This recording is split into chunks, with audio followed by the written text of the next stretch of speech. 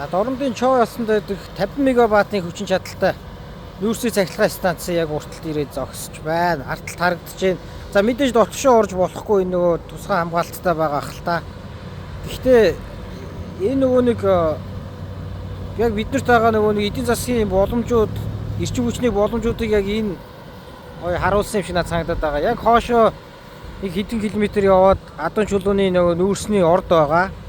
За тэн дээр бас нөгөө үйл ажиллагаа явуулдаг компаниуд байдаг юм байна. За тэгээд ордтойгоо ойрхон учраас энд цахилгаан үйлдвэрлэхэд мэдээж нөгөө тээврийн өртгөн мэдээж харьцангуй бага байгаа хэл та. Тэгээд 50 мегаваттыг ингээд мегаваттын цахилгаан станцыг ингээд нэмэлтээр ашиглалтанд оруулсан юм байна 24 онд. Тэгэхээр хуучин дулаан байсан одоо ингээд дулаан цахилгаан станц болоод өргөжөөд томорхоор мэдээж энийг дагаад Монгол улс эрчим хүчтэй болж байна, энергитэй болж байна. Тог таслах магадлал багтаа болж байна. Том үйлдвэрүүд ашиглах гэхээр үйлдвэртэй юу болж байна те цахилгааны эрчим хүч нь хангалттай болж байна. Хоёрдугаарт энийг дагаад бас маш олон хүмүүс ажилттай байгаа хаа гэж бодож байна. Дорнодод ингээд явахаар нөгөө гэрэл гээгээ сайтай ер нь нэг дорнодынх нь нэг тийм эрчим хүч сайтай аймаг бол их өөр байдаг юм шиг харагдаад байна.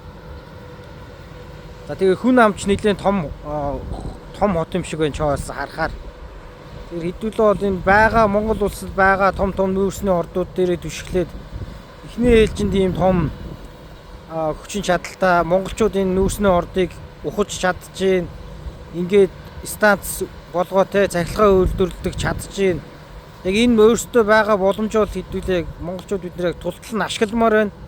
Өөрсдөө эдийн засгийн хувьд хүчтэй цахилгаан үйлдвэрлэдэг орон болоод бусдаас цахилгаан гуйдаггүй, цахилгаан импортлдоггүй улс болоход те монголчууд бол монгол инженерүүд ухаж уурхайг ухаж чадчихээн. За ингээд цахилгаан станцыг ч гэсэн ажилуулж чадчихээн. Том станцуудыг нүүрсний цахилгаан станцуудыг тэгэхээр хэдүүлээ эхний ээлжинд л энерги эрчим хүчний юм өөрсдөө бие даасан тэг гаднаас ингээд цахилгаан гуйдаг, импортлдог. За тэрийг тасалчих үедээ гэж айдаг. Иймэрхүү айдсгүй болох хэрэгтэй байна.